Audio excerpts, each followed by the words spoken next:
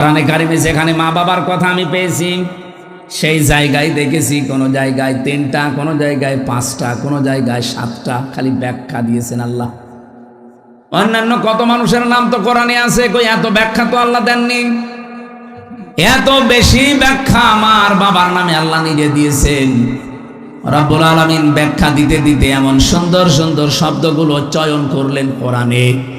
أخفض لهما جناح الذل من الرحمة وقل رب ارحمهما كما ربياني صغيرا বলেন আল্লাহু আকবার। আল্লাহ বলেন অখফিজ।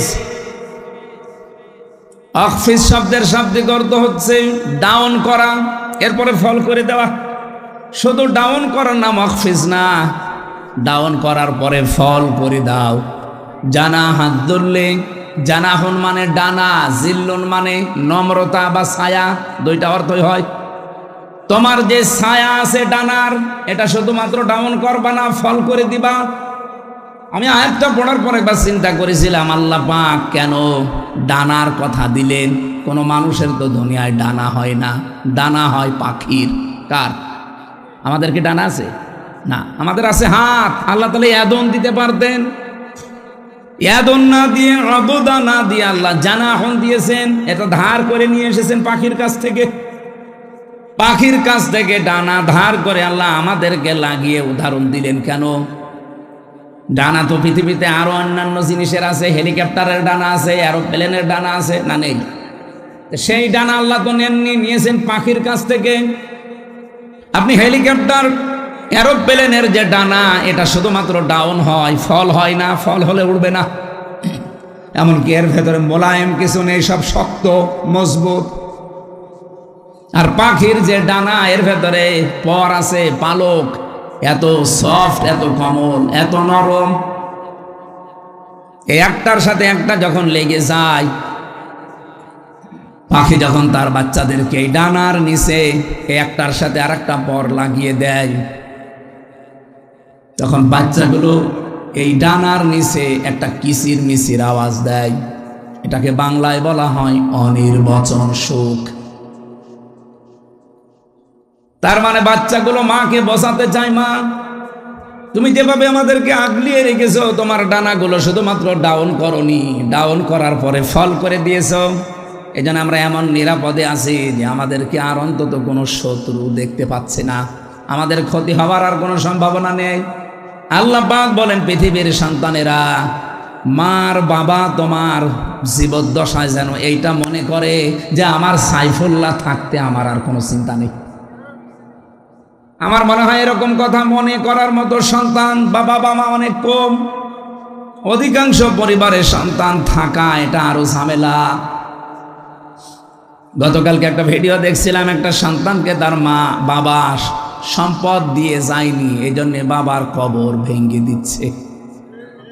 এটা দেখেননি? গাইবান্ধা এক সাহাবী এসে বলেছিল, হে রাসূল, আমার বাবা আমাকে কিছু দেয়নি, আমি কি করব? বিশ্ব নবী বলেন, কিছু যদি না দেয়, ছোটবেলায় যা দিয়েছে কিয়ামত পর্যন্ত হায়াত পেয়েও সেটা শোধ দিতে পারবা না। বাবা যা বলে ওইটাই ফাইনাল, যদি আল্লাহ রসুলের বিরুদ্ধে না যায়। যেই ছেলেটাই যেই মা বাবার কবর ভেঙে দিচ্ছে, টাকা পয়সা হয়তো জমি জায়গা তাকে দেয়নি, বুঝে করুক না বুঝে করুক, আমি শুধু ওর একা দোষ দেইনি, এই দোষটা ওর বাবারও আছে।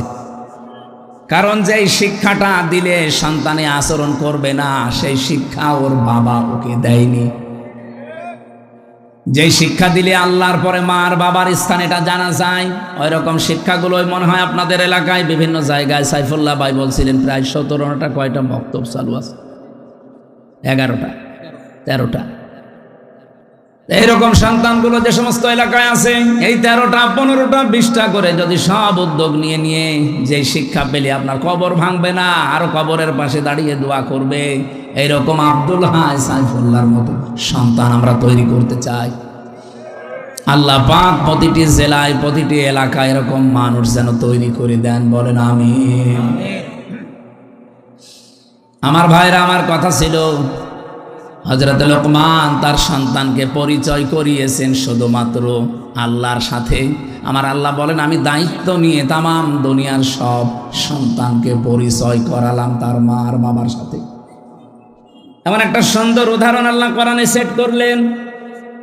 তোমার মা বাবা যদি পৃথিবীর সব কিছু তোমাকে ছেড়ে দিতে বলে, নবীজি বলেন মা আর বাবার জন্য সব কিছু ছেড়ে দেওয়া তোমার জন্য ফরজ, যদি ওটা জায়েজ হয়। এখানে একটা মাসলা আছে, যেহেতু আলেমরা বসে আছেন, মায়ের কথা শুনে কিন্তু স্ত্রীকে তালাক দেওয়া জায়েজ নেই। এত সম্মান যে মায়ের, এত সম্মান যে বাবার, আপনি মায়ের কথা মতো স্ত্রীকে তালাক দিতে পারবেন না, কিন্তু বাবার কথা মতো পারা যাবে। কারণ বউ আর শাশুড়ির ভেতরে যে সম্পর্কটা মার মেয়ের মতো হওয়া দরকার, এটা 100টার 98টা পরিবারে আজ বাংলাদেশে নেই। এই কথা বলে না কেন? এ ওর দোষ ধরে, ও এর দোষ ধরে। অথচ ওইটা যদি ওনার নিজের মেয়ে হতো কোনোদিন ওইভাবে ভুল ধরতো না, আর ওইটা যদি ওর নিজের মা হতো কোনোদিন দোষ ধরতো না। আল্লাহ ভালো জানে যে দুইজনের ভেতরে মিল হয় না, হচ্ছে না। এই জন্য মায়ের কথা মতো হুট করে আপনি বউ তালাক দিতে পারবেন না। বাবার কথা মতো যদি ওটা জায়েজ পর্যায়ে যায়, তাহলে বউ বাদ দেওয়া জায়েজ আছে।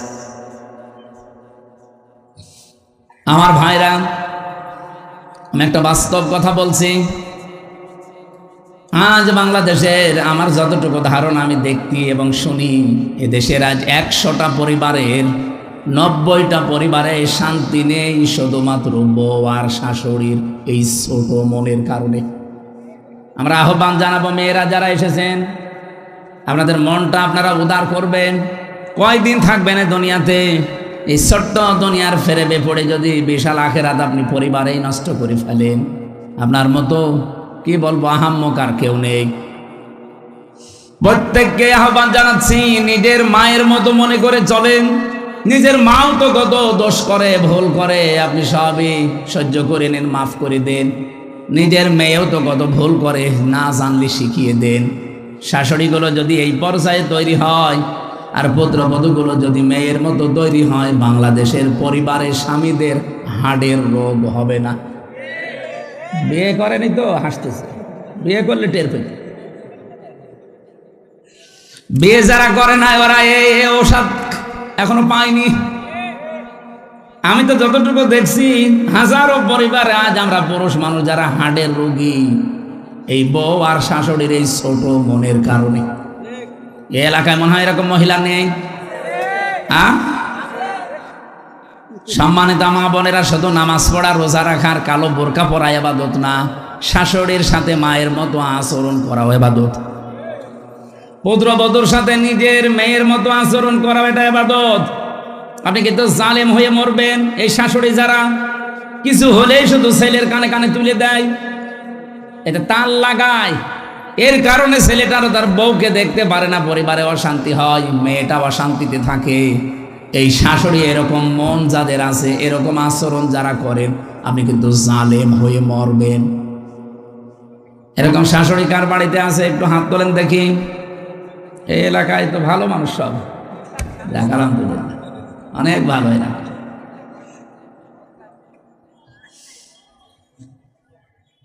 আমি কোরআনে কারিমের এই যে এই ব্যাখ্যামূলক আয়াতগুলো যখন পড়ি, আমার মনে হয় আল্লাহ তুমি কি বললে, আর আমাদের পরিবারে কি চলছে। মায়ের কষ্টের কথাগুলো আল্লাহ আয়াতের পরবর্তীতে তুলে ধরেছেন। হামালাতুহু উম্মুহু ওয়াহানান আলা ওয়াহনিন ওয়া ফিসালুহু ফি আমাইনি আনিশকুর লি ওয়া লিওয়ালিদাইকা ইলাইয়াল মাসীর। আল্লাহ বলেন, এত কষ্ট করে মা তোমাকে পেটে বহন করে। আমি এই হামালাতুহু উম্মুহু ওয়াহানানের ব্যাখ্যা পড়েছি। একটা মা পৃথিবীর জমিনে একটা সন্তানকে ডেলিভারি দেওয়ার সময় 57 ইউনিট কষ্ট সহ্য করে। বিজ্ঞানী আয়াতের ব্যাখ্যা করতে গিয়ে জানিয়েছে, এই পৃথিবীর যত শক্তিশালী মানুষ হোক, এমনকি যদি ডোনাল্ড ট্রাম্প হয়, ও সর্বোচ্চ 45 ইউনিট কষ্ট সহ্য করতে পারবে। 45 ইউনিটের বেশি কষ্ট দিলে ডোনাল্ড ট্রাম্প মরে যাবে। কিন্তু একটা মা আপনাকে আমাকে পৃথিবীর এই মুখ দেখাতে গিয়ে ডেলিভারির সময় 57 ইউনিট কষ্ট সহ্য অলরেডি করেছে। এই কষ্ট সহ্য করার সময় সে সিদ্ধান্ত নিয়ে ফেলেছিল যে এই পৃথিবীতে যদি আমির হামজা, এ গোলাম রব্বানি, এ আকরাম এ সুন্দরভাবে খালাস হয়ে যায় তাহলে জীবনে আর স্বামীর কাছে যাব না। কিন্তু আমির হামজা যখন দুনিয়ায় আসে, আকরাম যখন দুনিয়ায় এসে যায়, আকরামের হামজার চেহারা দেখার পরে এই যে কষ্টটা 10 মাস 10 দিনের ডেলিভারির, আল্লাহ বলেন সব আমি মুছে ফেলে দেই। আমরা যারা সন্তান আছি আমাদেরকে যেহেতু পরিচয় আল্লাহ করিয়ে দিচ্ছেন মা আর বাবার সাথে, এই পৃথিবীতে আমরা জানি আল্লাহ পাক বাদে কারো আইন মানা জায়েজ। ওয়াকাদা রাব্বুকা আল্লা তা'বুদু ইল্লা ইয়াহু ওয়া বিল ওয়ালিদাইনি ইহসানা। আল্লাহর আইন মানা কি? সবাই বলেন। আর মা বাবার আইন মানা না ফরজ না। মা বাবার আইন মানা ফরজ না। ওয়া বিল ওয়ালিদাইনি ইহসানা, মা বাবার সেবা করা ফরজ। আর যার মা বাবা তার সেবা করা ফরজ। কথা বোঝা গেছে? যার মা বাবা, সে নারী হোক আর পুরুষ হোক, তার সেবা করা ফরজ। অন্য কেউ যদি না করে তার গুনাহ হবে না, হ্যাঁ সে যদি দায়িত্ব পালন করে তাহলে তার সওয়াব হবে।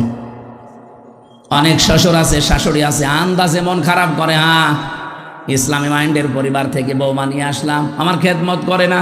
আরে বৌমা আপনার খেদমত করবে কোথায় পেয়েছেন আপনি? আপনার খেদমত যদি করা দায়িত্ব হয়ে থাকে, ফরজ হয়ে থাকে, এটা আপনার সন্তানের।